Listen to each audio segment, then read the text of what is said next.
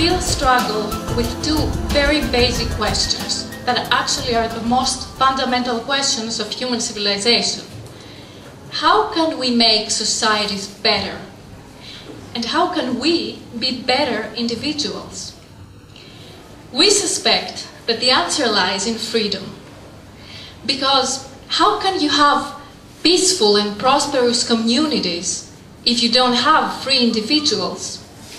And how can you have free individuals if they don't have freedom of choice and freedom of expression and freedom of exchange? But I am not here to talk about these things. Today is a celebration for us because we have Dr. Tom Palmer among us, a powerful intellectual whose writings and speech and very deeds promote freedom and peace all over the world.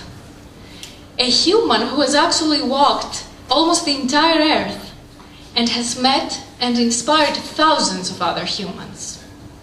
And finally, a friend of ours and of every Greek that fights for these same ideas of liberty and peace and love today in these difficult times.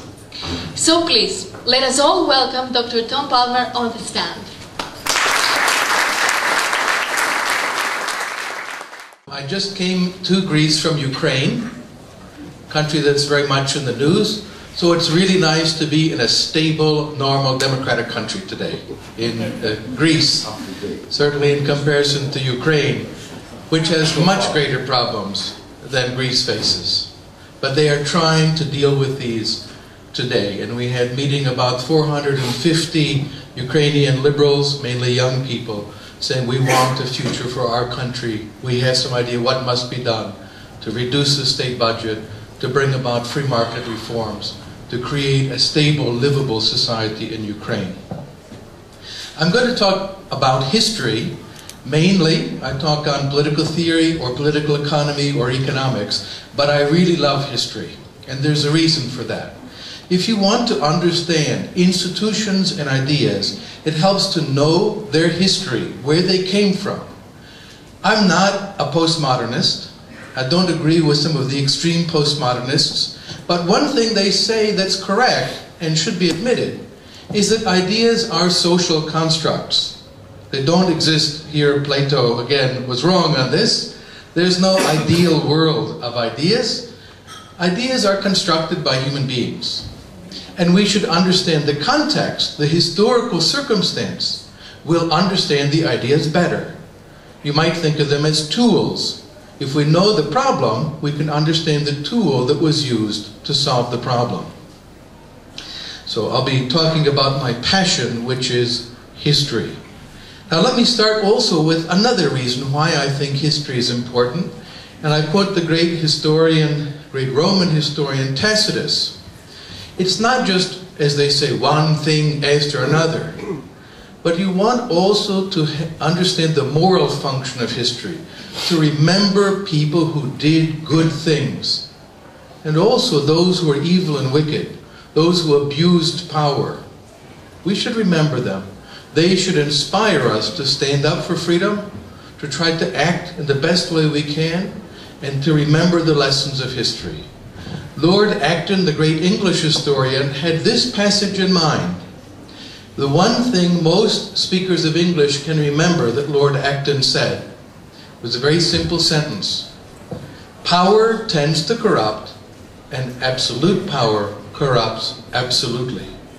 He drew this from his whole study of human history, the tendency of power to corrupt the human soul, and absolute power completely corrupts. Tacitus showed this very clearly in his presentation of what happened in the Roman Imperium, in particular with the Emperor Tiberius. Now, one more thing about history before talking about some of the key elements. I don't believe philosophies of history, Hegel, Marx, by and large, these are rubbish, in my opinion. A waste of time. Human history is also full of accidents, things that happened that might have been otherwise. So we should remember that. Nothing is inevitable in the way it is normally presented. The normal view of history held by most people is that the present moment was inevitable. It had to happen. Everything led to the present. This is not true. There were many accidents involved as well. It could have been otherwise. So I don't believe in Hegel's philosophy of history, or certainly Marx's. But I do think there are some elements that we should keep in mind in thinking about the history of liberty. And the first is that a propitious condition, that means favorable condition, is that there is present in the social order some idea of a higher law. Law is not merely the will of the emperor or the will of the king. Law and power are different things. Justice and power are not always the same. And we can identify this easily with two cities. Nice way to remember: Jerusalem and Athens. We identify Jerusalem with revealed religion. For example, think of the story of Exodus in the Bible. Very powerful story that reminded the Jewish people that their mere existence, their power, is not the same as justice. You know the story when the people come out of Egypt, they're wandering in the desert, and Moses goes up to the mountain to have some kind of discussion with God that goes beyond my power to understand. I tell it to students, I say he goes to burningbush.com and he gets some kind of a download of the law. In the process, the people down below say, "Where's Moses? Where did he go?" And they say to Aaron, "Make us gods to go before us, that we may be like the other nations." So they take their golden jewelry, they melt it, they make the golden calf, and they dance before it. They worship it. They say, "These are your gods, O Israel." Meanwhile, back up on the mountain, God and Moses are having some kind of discussion. And God says, "Behold, this is a stiff-necked people. Leave me alone that my anger may burn hot against them, and I will destroy them. But of you, Moses, I will make a great nation," which means you'll have a lot of children. Now something happens in the story. Makes it, in my opinion, uniquely Jewish story. Moses argues with God. That's a little surprising. You don't expect that in the story. He argues with God. And it says the Lord repented of the decision and let the Jewish people continue. But there's a powerful lesson in this. There's a higher law. Even the people of Israel may be judged by that higher law. And also it means, in theological terms, God is transcendent to God's creation, which is to say, God is not another thing in the world, like a statue. God is not a statue that you would worship. Now, why is that so important politically, as opposed to merely theologically? Because rulers like to say, "I am your God." The pharaohs of Egypt were worshipped as gods. Many rulers were gods as they presented themselves. The Roman emperors were deified to be worshipped. Kim Il-sung, Kim Jong-un, Kim Jong-il. I was in North Korea. They're worshipped as gods, living gods. And for this tradition out of which emerges Judaism, Christianity, Islam, comes the idea that to say a mere human being is your God is a terrible sin. There's a higher law above the law or the will of a human being. But from Athens, you've heard of this city, it is associated with philosophy in the minds of the rest of the world. Here you might think coffee, souvlaki, and so on. But for the rest of the world, when they hear Athens, they think philosophy. And philosophy, the love of wisdom, meant learning how the world works. So we take one of the great ones, Aristotle. He wanted to understand how things worked. He wanted to know how turtles swim, why human beings walk, where do worms come from, why do the heavens turn in their orbits, everything, including human society. And the great constitutions Aristotle and his students developed are marvels. 36. All were lost except one, which was rediscovered in the back of a papyrus in a garbage dump. The Constitution of Athens. The most interesting of all of them. He was interested in political life to study it scientifically. And he understood there's human nature, there's an order in human affairs that we can understand with the mind. It's not just what we want or what we will. Out of this emerges the idea that comes to be known as natural law. Now for many people, they hear natural law, they think it's religious. This is a mistake. Religion is about supernatural law. Natural law is the law of nature, as we understand in the English word physics. We study scientifically the world. Of course, it comes from Greek physis, from nature. And as Aristotle comments, his writings are very subtle and most interesting when you read them carefully. Fire does not burn one way in Greece and another way in Persia. This was a reminder to his Greek readers that although they believed there were Greeks and barbaroi, barbarians, that there's not Greek fire and Persian fire. There's fire. We can understand fire. And similarly, there's humanity. Human nature can be understood. Not just Greek nature and Persian nature, but the nature of the human being, which the Greek and the Persian have in common. To be tall or short or light or dark, he called accidental predicates of a term. To be a human being, and here, pardon my bad Greek, zoon logon, the animal who talks. That was essential. That is the nature of the human being, the animal who can talk, which also means, and logos is such a wonderful word, the one who thinks, the one who gives speeches, the one who can create accounts, or as they say in Latin, ratio, to be rational. So we can understand the human being and human order in affairs. Now this is not just metaphysics. I'll give you a simple example.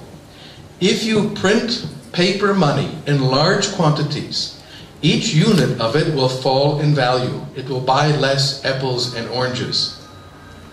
It doesn't matter if it's in Germany or Greece or Hungary or Zimbabwe. But every time we hear dictators say, no, here it's different. Robert Mugabe said, no, no, no. Inflation here is caused by the British, not by our printing presses in China and elsewhere. It's a natural law. You can destroy the monetary system of a country by printing too much money. It's not an opinion. It's something we understand through economic analysis and reasoning. But two more elements. So first, this idea of the higher law, whether we understand it through theology or through philosophy. Second, the idea that law is not merely imposed but discovered. Rulers and absolute rulers normally say, what I say is the law. I create and impose the law. But there's another tradition of law. Law is discovered. The purpose of the lawyer, the judge, is to discover the law, not to impose it.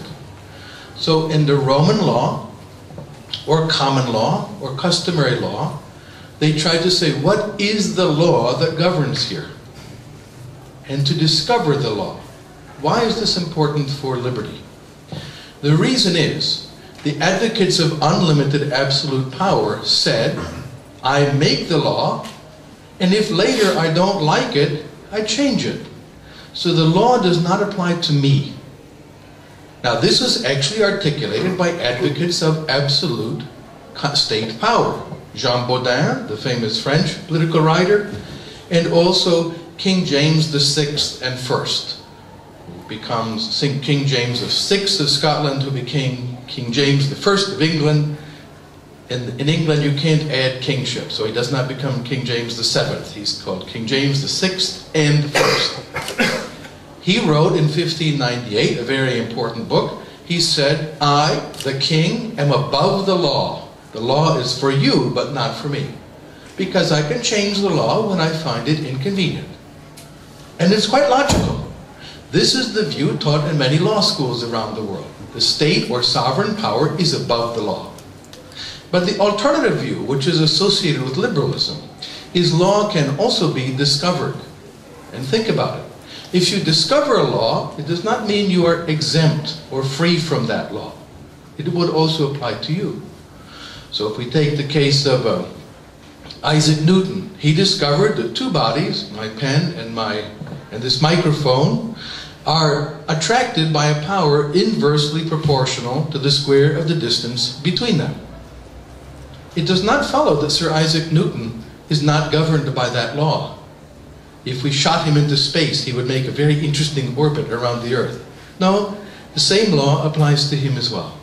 And similarly, the law of human affairs that is discovered can also apply to all. Law is not only created, it is also discovered. And then finally, the importance of a competitive legal order in which there's competition. And I'll talk about the European context. It has great significance for current debates about the European Union as well. The ability to move from one jurisdiction to another generates a more competitive legal and political order, which tends to be, over the long term, much more favorable to the development of freedom. Now, law and freedom also are intimately connected. Sometimes you'll hear people say, oh my God, law, freedom, two different things. Actually, as John Locke put it, where there is no law, there is no freedom. This is something we've come to understand much better now. With the collapse of the Soviet Union, the emergence of some lawless states in the region, why the development of the legal system and the development of law is intimately connected to liberty. And I think it's important for people who believe in liberty to endorse and support a culture of law, not a culture of submission, not a culture of power, but a culture of law. Law that is the same for everyone and that also binds the government and the politicians under the same law as governs everyone else. Now, the idea of liberalism is a worldwide movement. It's not a defense of Western ideas. I sometimes annoy and irritate my conservative friends. They say, are you defending Western ideas? And I say, well, which ones? By Western ideas, do you mean toleration, freedom, justice, equal rights? Or do you have in mind slavery, domination, war, fascism, communism, socialism, national socialism? Those are also Western ideas. Our Chinese friends remind us Karl Marx did not speak Mandarin. German. That's a Western country. Benito Mussolini was not Zimbabwean. He was Italian. Those ideas, the anti-liberty ideas, also come from Western civilization. So I don't defend Western ideas per se. I like the first group of Western ideas, the ideas of liberty. But every social order, every civilization has a narrative of freedom and a narrative of power within it. The job of liberals, and I spend my time all around the world in Africa, Asia, Latin America, and some places that are very hostile to freedom. Cambridge, Massachusetts, Berkeley, California, where it's very, very difficult to promote these ideas. There are narratives of freedom and narratives of power in every civilization. Now, a little bit of an example of this, the first word for liberty was not in a European language, not in Greek or Latin. It was in ancient Sumerian. And it's amaji. Interestingly enough, it means return to the mother. It's not clear why, but the best theory is because when you were, if you were enslaved, you left the family of your mother because it was matrilineal society. You traced the family through the mother, not the father. And so you return to the mother meant to become a free person. Before, when I learned about this, I wanted to go and decide to have a tattoo. And I give advice on this. I went to the most advanced department of Sumerology in the world, at the Utvash Lorantura Manyajitem in Budapest, and I said, that means freedom, right? They said, yes, it really does, as you understand freedom in modern sense. I said, okay. I didn't want to tattoo something that meant kick me or something silly like that. This comes from the city of Lagash which is the village of Tello in contemporary Iraq. Now, if we want to understand the problem of attaining liberty, it's the same as the problem of limiting power. These two go hand in hand. We need some kind of power in society, some authority to protect us from invaders, from criminals, from predatory behavior. But how do we keep that power from becoming predatory? That's the big problem of political science. The most important problem. How to control the controllers, if you want to put it that way. So the first story I know that illustrates this is in ancient Sumeria. And it's the story of the Epic of Gilgamesh. If you know this wonderful story, it's about the great king Gilgamesh. We see him here. This is an early propaganda poster. He's coming into town, and what does he have in each hand? A lion. He's holding a lion by the tail. Not little tiny baby lion cubs, not kittens. These are lions. This is the propaganda poster. He's a very powerful man. And it says in the epic, he was powerful, superb, knowledgeable, and expert, but he would not leave the young girls alone. This is a common feature of executive authority. If you follow the history of the American White House, for example. The daughters of warriors, the brides of young men. Now, to be very clear what it meant, as it's described in the epic, on the night of the wedding, a young man and a young woman, he slept with the young woman. But we're all grown up here, as far as I can tell. There's no children here. So let's be very clear. He didn't really sleep with them. He didn't say, I'm so sleepy, let's go to sleep. He raped these girls. This is an act of brutality and violence. Asserted his power over them, and also humiliated their husbands and families. Said, I'm the boss here. Horrible, monstrous system, and the people complained about this brutality. They prayed to the gods who create an artificial man, a kind of special man named Enkidu, made from some clay and some grass from the fields. He comes to the city and he challenges Gilgamesh. He goes to the door of the father-in-law. He says, by what right do you come in here? And Gilgamesh says, I'm the king. I'm a powerful man. And they fight. Enkidu will not let him come in. They struggle. Neither one can destroy the other, and they end up leaving the city. It's the most interesting, very, very long poem. I highly recommend it. It's the first story of what the American founders later called checks and balances. If you are subject to a power, you need some other power to control it. And in this case, it's Enkidu, who comes to control the king Gilgamesh. The story has a nice ending because after the adventure, Gilgamesh comes back to the city, which in the absence of the king has grown more beautiful and the walls are higher. And that's a very subtle, very subversive message. The king maybe wasn't so necessary for the maintenance of the order in the city. Now the next story of liberty comes from the neighborhood in the city of Lagash. These were discovered in the late 19th century by French archaeologists. It's a story of a man, Urukagina, who established the first liberal reform movement in all of human history. There were monopolies and taxes and tax collectors from the horizon to the horizon. Nothing but tax collectors. No one's property was secure. Everything could be confiscated. Special monopolies were given to those with power. And Urukagina brings about a reform.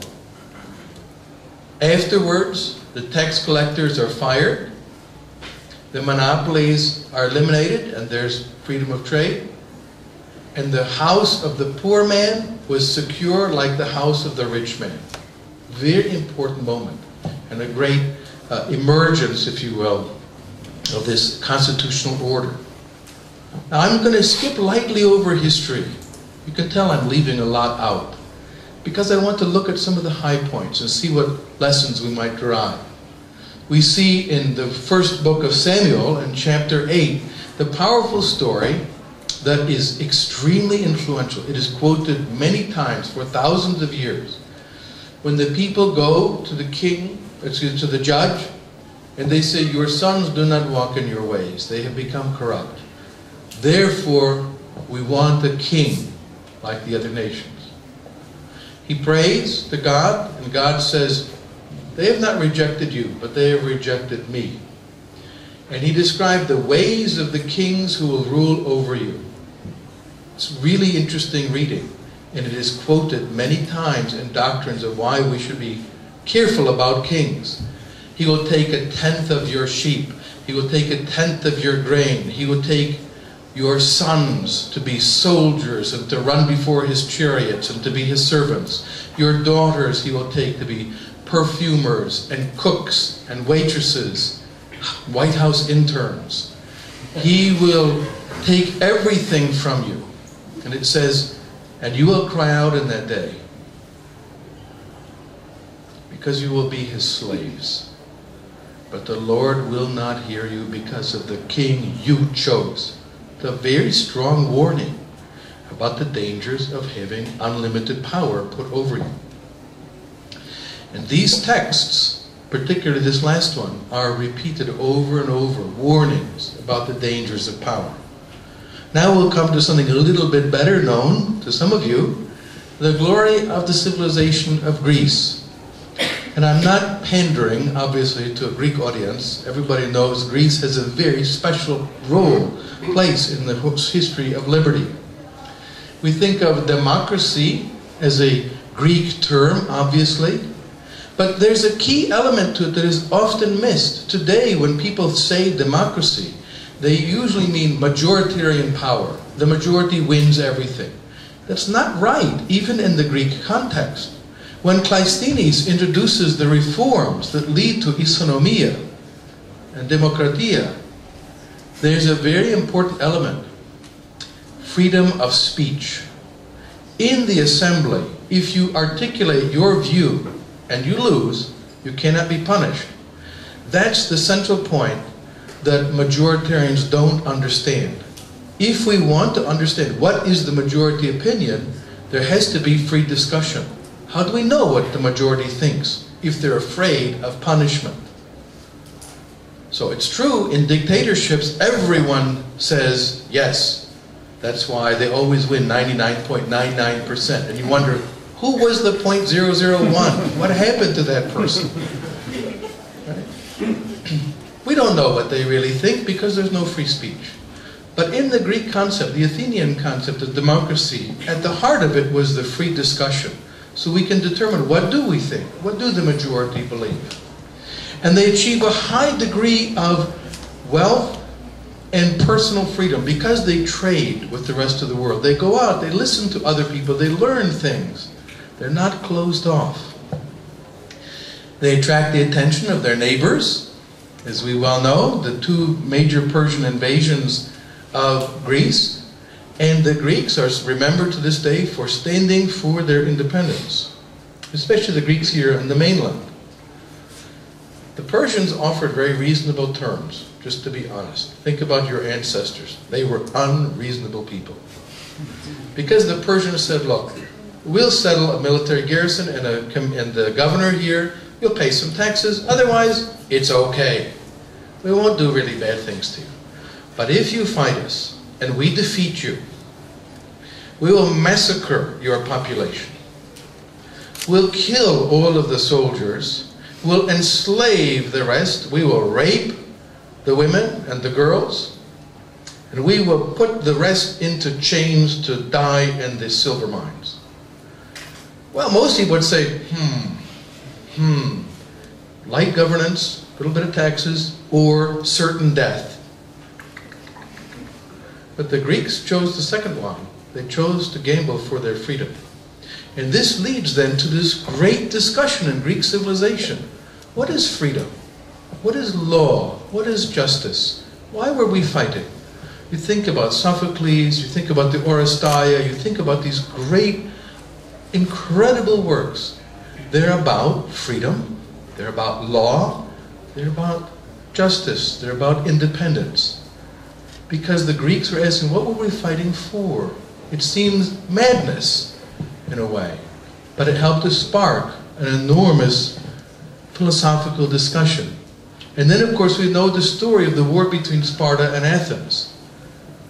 And as chronicled by Thukydides, and in it, the famous speech of Pericles. I had my picture taken with Pericles today at the Parliament. I was very happy about that.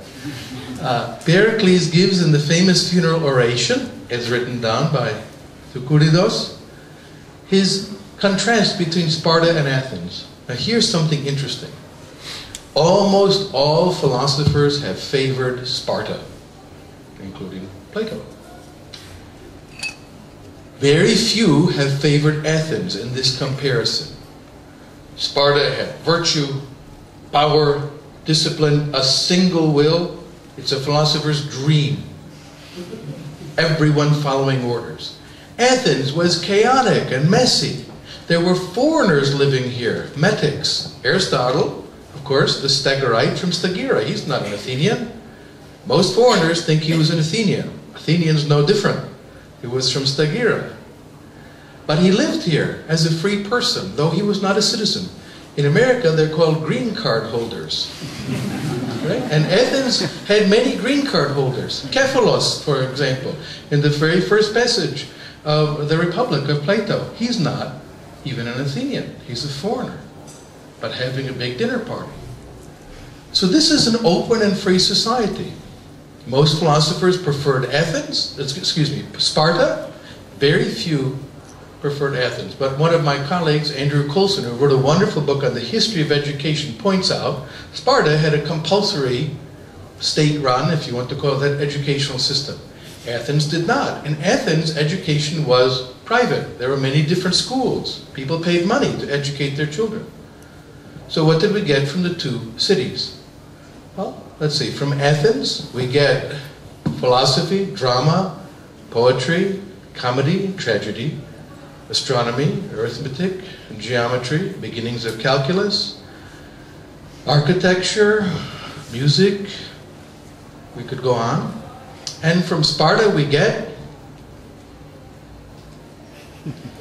as he says, the names of hundreds of American high school football teams. The Fighting Spartans.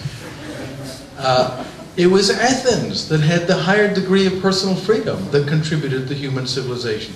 Sparta, despite their bravery, did not leave that much to the rest of humanity in terms of culture. Now the Roman Republic, I'll skip ahead again, SPQR, Senatus Populusque Romanus. It's quite a remarkable experience, the development of constitutionalism. The monarchy was overthrown, they established res publica, the public thing, and the constitution, which is an incredibly complex array of different offices and powers, tribunes and censors and aediles and so on. It's really difficult to understand the Roman constitution. There's a reason. It made it difficult for anyone to achieve absolute power. It was one system of checks and balances after another. That's one way to understand the Roman constitution. It lasted a long time. Now when I tell American audiences, they'll say, well, it finally collapsed, right? I remind them, it did last longer than the American Republic has lasted so far. So we don't know how long that will last. And American politicians are doing their best to destroy it as we speak. And to undermine the Constitution. So keep that in mind. Nothing lasts forever. But this one lasted a long time. It does come to an end, and the very important moment in the year 46, when Cato the Younger, not Cato the Elder, but Cato the Younger, two different people, committed suicide. And he was stating the Republic is ended, and something else is beginning. Julius Caesar establishes what we would call today a dictatorship, assembles all the power in his hands. He, of course, is assassinated. And Octavian, who becomes Caesar Augustus, maintains the Republic in form, but in principle, it's one-man control. But from that, we get a powerful legacy. The memory of constitutionalism and of the rule of law that emerges from the Roman Republic. and the legacy of such figures as Marcus Tullius Cicero. Cicero was a great statesman. He saved the Republic once, and then he failed the second time. He wanted problems to be resolved through discussion and law, not war or coup d'etat or power or military force. And in his book De Officiis, he wrote something that was to be quoted for many thousands of years afterwards. It's a very powerful statement. We are all constrained by one and the same law of nature. Law of nature is the same for all human beings. It doesn't matter whether you're a Scythian or a Libyan or an Italian or a German or a Greek. If that is true, we are forbidden by the law of nature from acting violently against another person. This passage becomes very powerful and significant in developing what later comes to be known as human rights. The ideas of liberty are inspired by this. Now, the ancient world comes to an end. We know the collapse of the Roman Imperium in the West. It does continue in the East. But the importance of the Christian church asserting its moral power even over the emperor. And the famous moment when Theodosius is excommunicated by Ambrose because of the crime in Thessaloniki, the mass murder that was undertaken by the emperor in Constantinople. And the church says this is a crime. This is a very important moment when the religious leaders speak against the king and say, you have committed a vicious crime and we will punish you for it. Now, in the West, they take a somewhat different tack, and I'll talk about this. Year 800, Carolus Magnus, known as Charlemagne in English. Carolus Magnus, by the way, sounds like a beautiful name. Carolus Magnus. But it just means Big Charles. So he's a warlord. He's like a mafia boss. Big Tony or something like that. So he's Big Charles. And he comes to the assistance of the Roman Pope, not quite called Pope at this time, Bishop of Rome. There's no longer a Roman Emperor. In 476, the last one, Romulus Augustulus Triumphus, it's an unfortunate name, was expelled from the city by his general Odovacar, one of the German mercenary generals. So there's no longer a Roman emperor in Rome, although Ravenna has one and then Constantinople. And so this Bishop of Rome begins to fill the space of the Roman Imperium, to take on the offices of the Roman Empire. He was expelled by the people, and he called on his good friend, Big Charles, to come and help him. So he came down and returned him to his throne. The Pope, as he later comes to be known, says, you know, Chuck, is there anything you'd like? And he says, well, I've always wanted to be emperor of the world. He says, okay. So he gives him the Roman Imperium. He goes back to his capital in Arles, which is a village in France, has the population of a tiny Greek village today. And that begins what later comes to be known as the Holy Roman Empire of the German nation. That's quite significant. Back in Rome, some years later, a very important person becomes the Pope. 1073, the German monk Hildebrand, a quite brilliant man who came from peasant background, becomes Pope. He writes an interesting document, the Dictatus Papae, in 1075. It's extraordinary. It's not clear what it is. It reads like a shopping list. But it says, the Roman emperor alone is the Roman bishop, pardon me, is the universal primate. And he has the power to remove the allegiance of subjects to their rulers. Extraordinary claim that he makes. It comes into the hands of the German emperor, Henry IV of Saxony, who doesn't like it very much. He sends him a letter in response, and it says, I, Henry, king by the grace of God, to Hildebrand. Notice the insult, not Gregory VII, but Hildebrand. Not Pope, but false monk. He refutes him or rebuts him, and then he says, I therefore say, with all my bishops, go down to be damned through the ages. Pretty tough letter. Now you might think, okay, Pope, Emperor, big fight. It has to do at this time with the control of the church lands. Who gets to name the bishops of Germany? So it's a very important struggle. Who's going to win?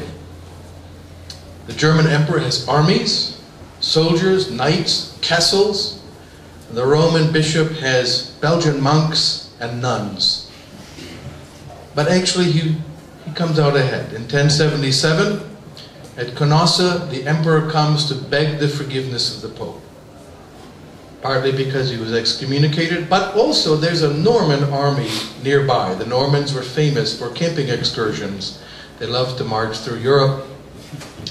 And 11 years earlier, the earlier Roman Pope had supported the Norman claim to the throne of England. So they were very careful political figures, and the Normans supported them. But it led to the division. Something happens in the west of Europe between the religion on the one hand and the state on the other, that begin to become separate bodies that interpenetrate each other. At about the same time, something remarkable happens, the regrowth of independent cities. Urban civilization had been destroyed. In the 7th century, the growth of Islam throughout the Mediterranean had cut off Northern Europe from the rich trade of the Mediterranean. And the consequence was cities collapsed.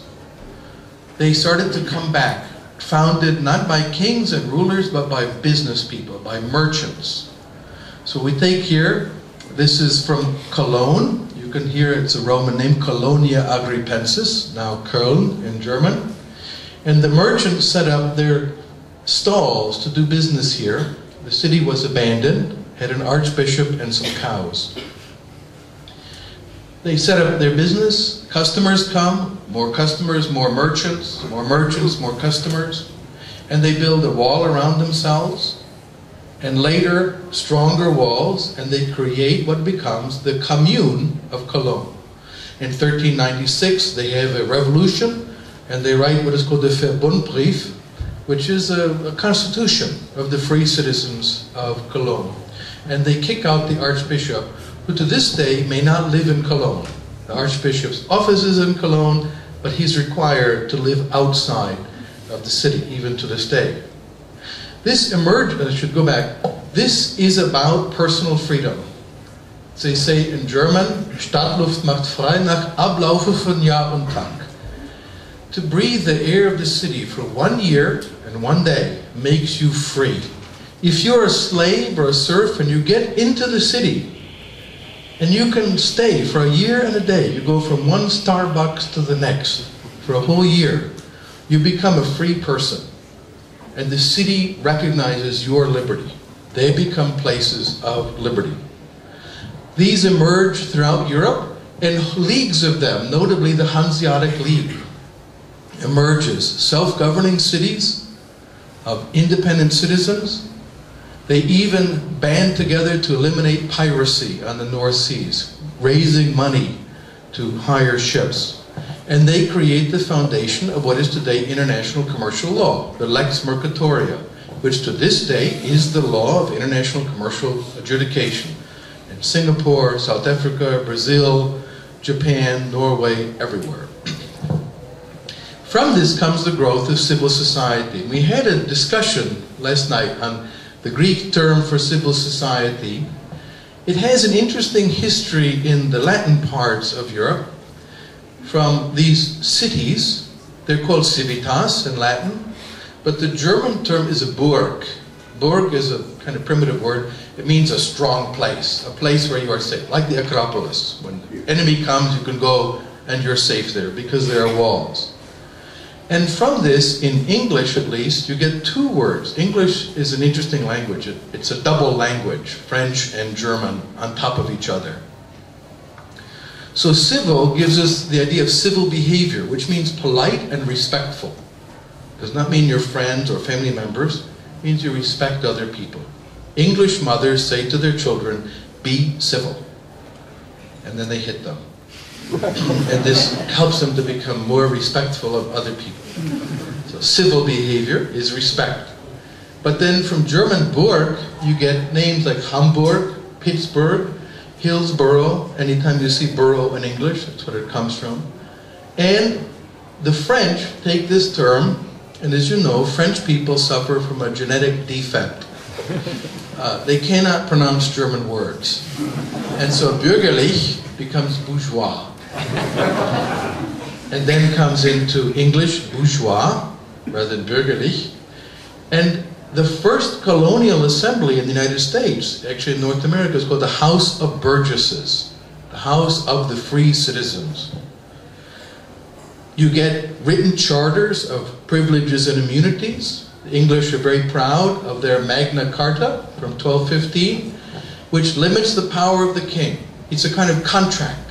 The king may not do this. But it's not only English. The English like to say, oh, only the English have a concept of liberty. I've heard this many times in England. It's rubbish. It's not true. Once heard a professor from University of London say this to a group of Greeks and Belgians and Germans, and he said, other languages have no word for liberty. I was the commentator and I had to be nice. I told him this was not true. Because it's happening in other parts of Europe also. In Hungary, the Golden Bull of Hungary, 1222, is even stronger than Magna Carta in giving the right of resistance, the privilege of Košice, that governed the Polish dynasty, and many others. This is happening all over Europe. Restrictions on the powers of rulers. And you get what is called the progression from status to contract, as was articulated by Henry Sumner Maine. Instead of your condition in life being based on birth, increasingly it's based on your contracts with others. You go from being a serf, born a serf. If you move to the city, your condition is created by your agreements with others. That's the condition of modern life. We are not born into a position. We can create the position that we want through our choices. Now, Europe then becomes one of the most decentralized political regions in all of Eurasia. Contrast it with the other great land empires, the Ottoman Empire, the Ming and Qing dynasties, the Mughal Empire, and the Russian Empire. Highly centralized systems with power flowing from the ruler. In contrast, Europe becomes highly decentralized. Hundreds and hundreds of city-states, principalities, duchies, very complex, which meant you could escape. You could go from one to the other. In China, you could not escape from the power of the emperor. The emperor's power was everywhere. But in Europe, you could walk 25 kilometers to a different city. And you could, in effect, bargain for more freedom with the rulers because there was competition. I'll make a quick digression about other civilizations and their movements for liberty that did not achieve as much. In China, there's a liberal tradition, if you want to think of it that way, under Taoism, the great philosopher Lao Tzu, and the idea of Wu Wei, which you could translate as laissez-faire into French, the idea of a free society. So long as I act only by inactivity, this is the term Wu Wei, the people will of themselves become prosperous. Remarkably like Adam Smith, they become great advanced figures in art, science, map-making, astronomy, medicine, in mechanical arts, and so on. And enormous trading empire, especially under the Southern Sung dynasty. And as Emperor Zhao Gong says, profits from maritime commerce are very great. Is this not better than taxing the people? To which I can say, yes, that is a lot better. To make your society great through commerce rather than conquest and plunder. They embraced globalization. And Hangzhou, beautiful city to this day, which is the center of the Sung Empire, vegetables from the east, water from the west, wood from the south, and rice from the north. This is the slogan of the city. It's globalization, actively embraced by a great civilization. Unfortunately, they met this man and the Mongol Empire, and were conquered by the Mongols, the Yuan dynasty, and then subsequently the re-emergence, or how should I put it, the revolt of the Ming dynasty, and they closed China off. China becomes relatively closed, turns its back on the world. It's now changing, and one of the reasons I'm optimistic about the future of the world is China is now more open to the world than it had been after this long period. We can think about Islamic civilization. the rise of Islam. We associate also today, very sadly, people look in Syria and Iraq and they see these monstrosities taking place. But Islamic civilization at its high point, the golden age of Islam, is a society of reason, of embracing the Greek philosophers, of translating Aristotle and many other writers into Arabic. And many of the later Latin writers read them in translation from Greek to Arabic and then Arabic to Latin. That's how they come to understand these things. Russia, that civilization, becomes highly predatory as well, partly because of the Mongol conquest. It's a complex story. The princes of Muscovy never developed the kind of relationship with the ruled people that you see in other parts of Europe, which is reciprocal.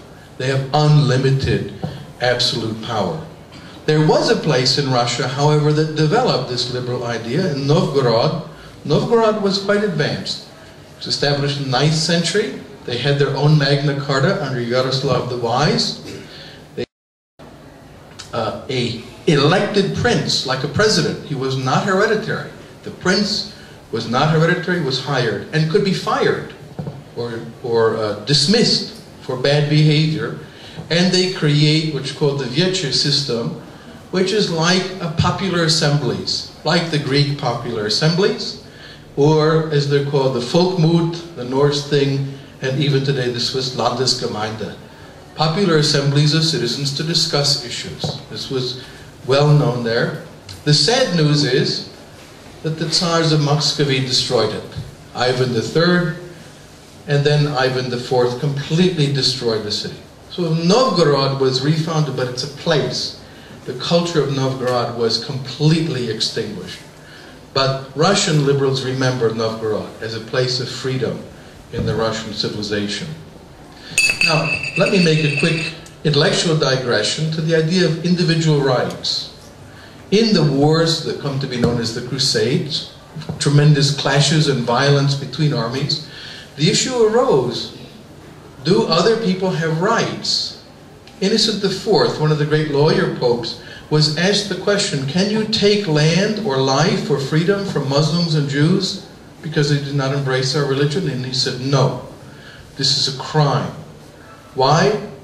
Because these things can belong to them without sin. They were made not only for the faithful, but for every rational creature. By the way, he has in mind Aristotle is in the background of this question, the intellectual influence there of Aristotle. Let me skip ahead.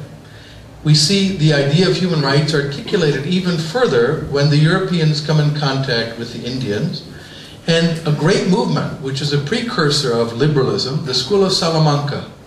And they ask the question, who are these people? These featherless bipeds, to use the ancient nomenclature. They look like humans. Are they humans? They said, yes.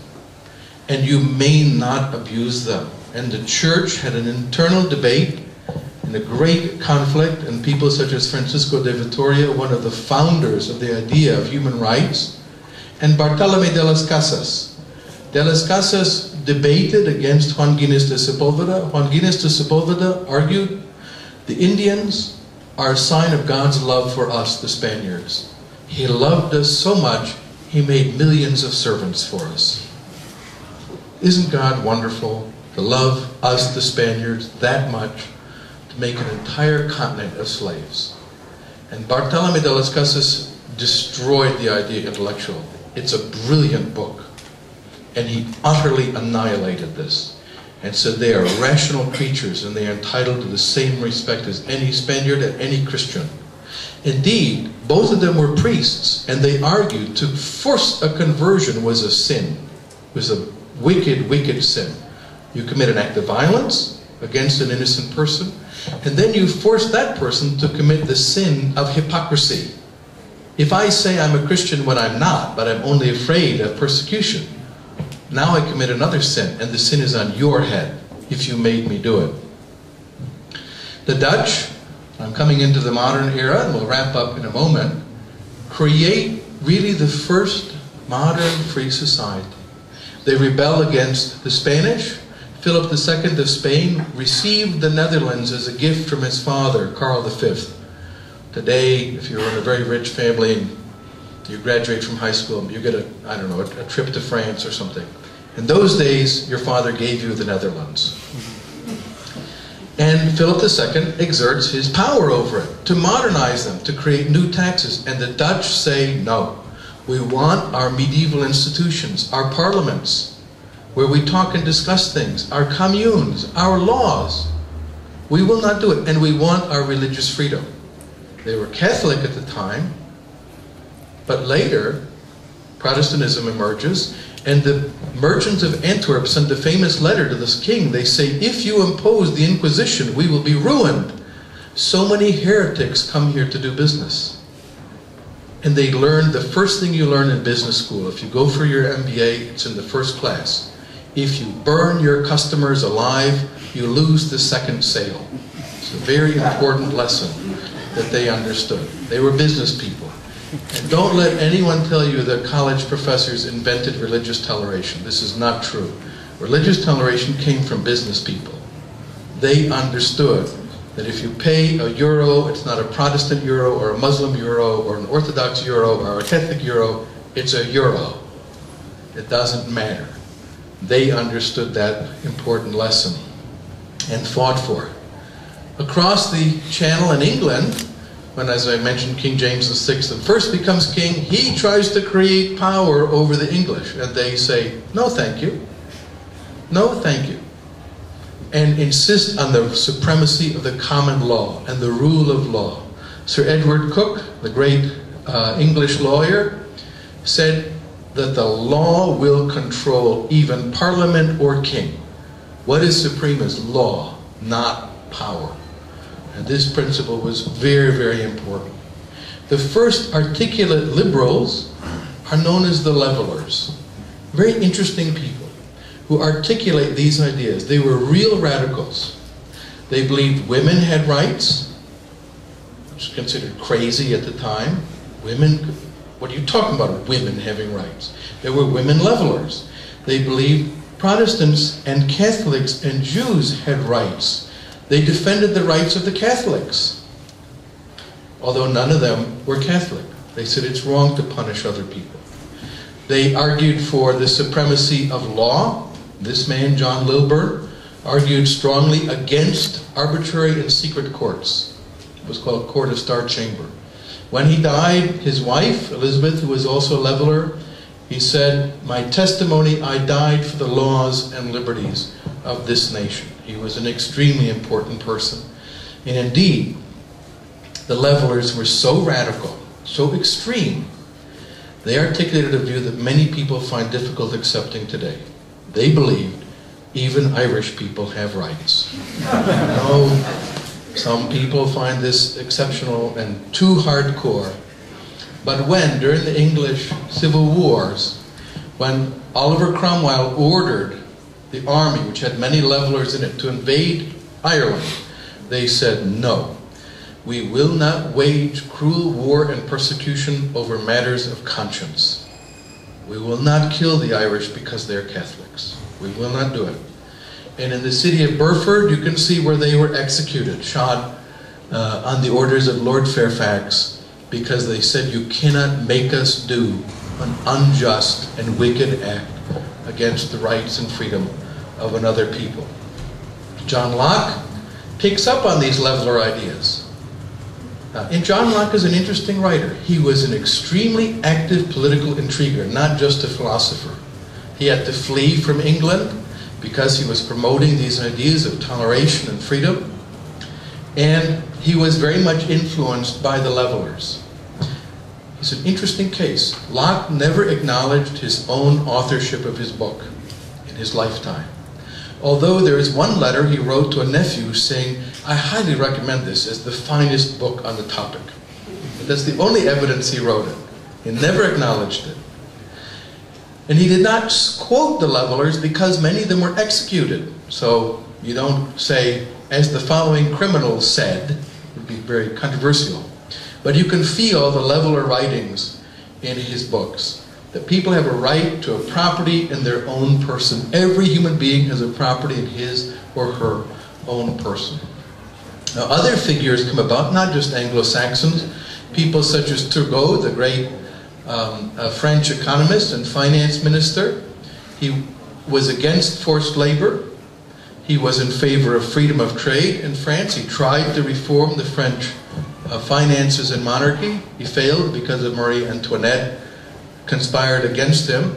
And he was a great friend of the Americans. As he said, reduce to the smallest number the kinds of affairs of which the government of each state should take charge. Limited government was the way to go.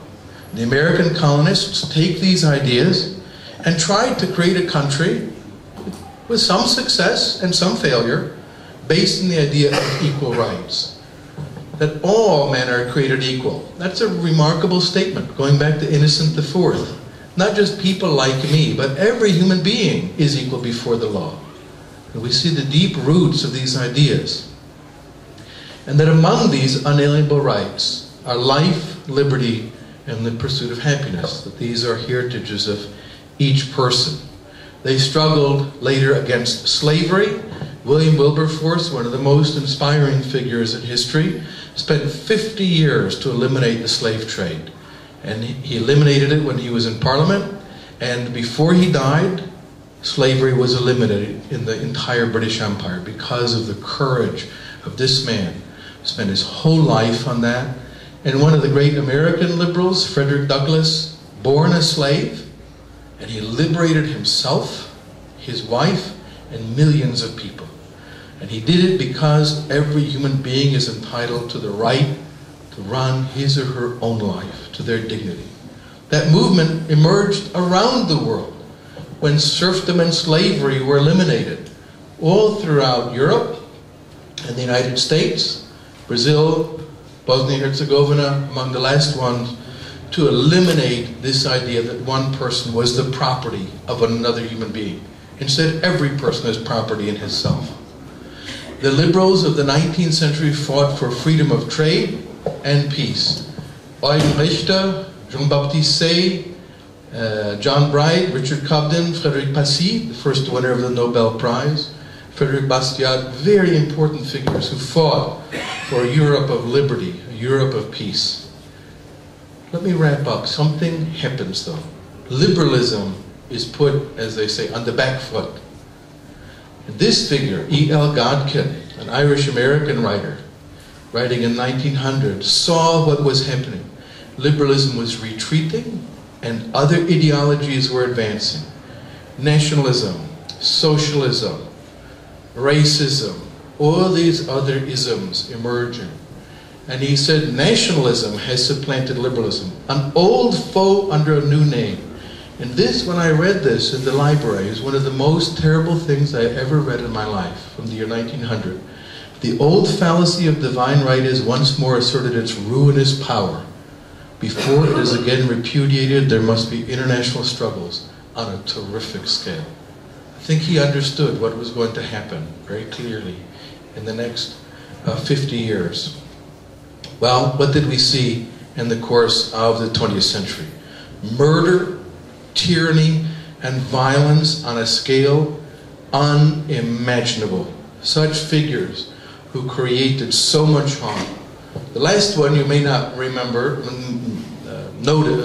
recognize, Pol Pot from Cambodia. He's on the list. He killed fewer people but a larger percentage of the population. There were people, however, who stood up for liberty. And we should remember them. I mentioned we should remember the wicked crimes, but those who stood up for freedom. People such as Hans and Sophie Scholl, who stood up against National Socialism and were executed, beheaded by the National Socialists in Germany before the Volksgerichtshof, the People's Court, as they called it. Andrei Sakharov, what a great human being he was to stand up to the tyranny of the Soviet Union. And the ones we'll never know their names, the thousands and thousands who died in the uprisings in the Gulag, such as in Vorkota and others.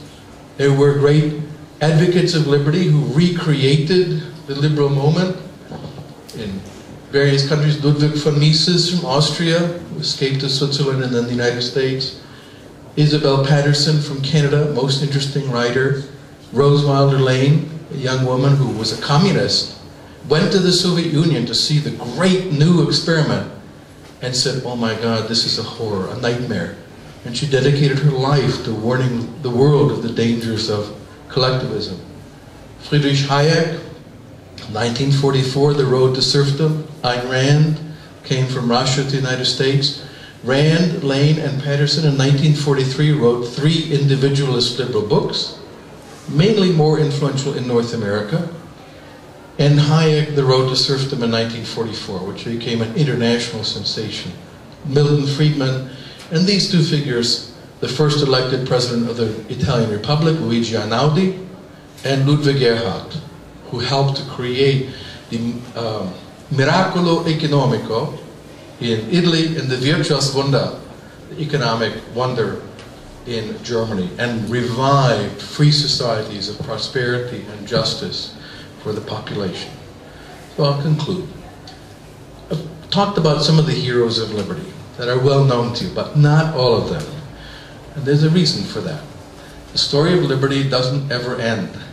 It's still going on. The struggle between power, the lust for power, and the need for human freedom continues. And the next chapters will be written by you. The people who write the next chapters of liberty are the people who are assembled in this room. And I leave you to it. Thank you.